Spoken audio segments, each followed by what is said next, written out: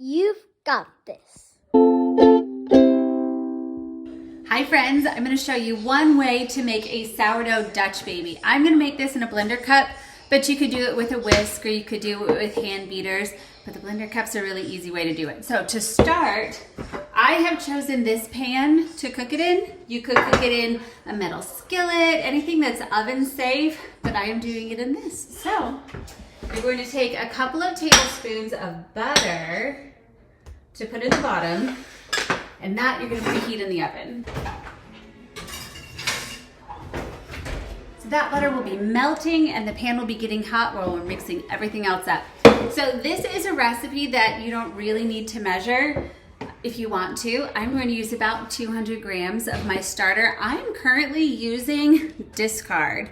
So you could use active starter if you wanted to, but I had discard that I wanted to use up, and we are using some different leavening agents, so I'm not going to count on this for any of my ryes, so it's good to go. So into your blender cup goes that approximately 200 grams of starter. I have another jar in the fridge, so I just thought I'd use that all up. So to that, we are going to add approximately the same volume in eggs as we have starter. So that's going to be 3 to 4 eggs. Just doesn't matter. There we go. We have very close to the same volume in starter. I used 4 eggs because that was a little more than the 200 grams that I had originally mentioned. So to that, we're going to add about a 1/4 cup of, I'm using oat milk. You can use any kind of milk you want. You can use regular milk or cream, but I'm using oat milk. So approximately a 1/4 cup.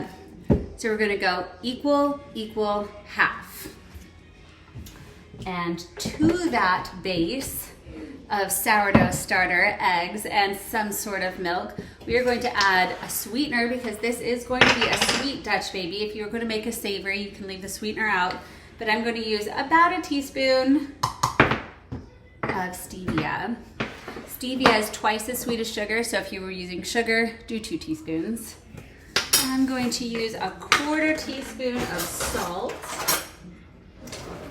Don't leave your salt out of your sourdough dishes, you guys. It needs the salt to bring out the flavor. 1/4 teaspoon of salt. Splash of vanilla just for flavor.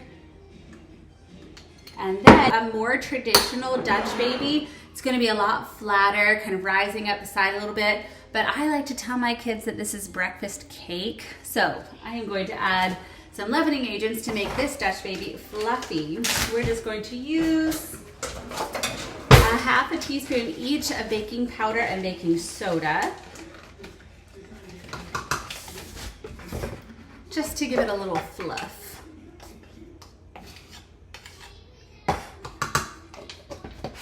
All right, and then all of that is just gonna get blended up.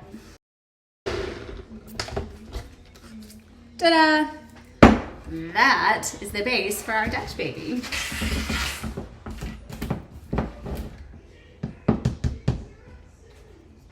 All right, so now it's time to get our pan that's been preheating out of the oven.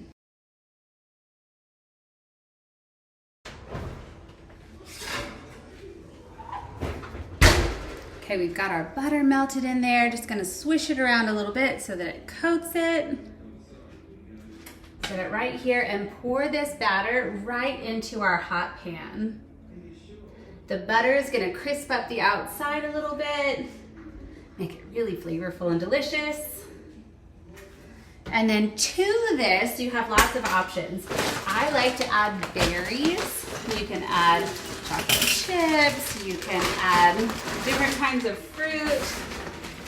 You can also make it savory. If you left out the sweetener, you could do cheese and pepperoni or sausage or bacon and you've got a lot of eggs in there. Just make it a nice little savory breakfast Dutch baby. Amazing.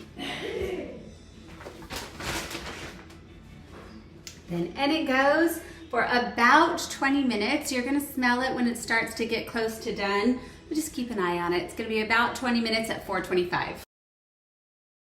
And I'll show you when it's done. It's been 20 minutes. Let's see what we got. Oh man. Those edges being browned and pulling away a little bit. You can hear it sizzling. It's breakfast cake if I ever saw one. I like to fix these sweet ones up with a dollop of Greek yogurt for a cold and creamy, and also a little extra protein in there. And then drizzle the top with just a little bit of maple syrup. Oh, it's so good. Girls, Dutch baby. Thank you, Mama. Go, sweet girls. Thank you, Mama. Love you. You've got this.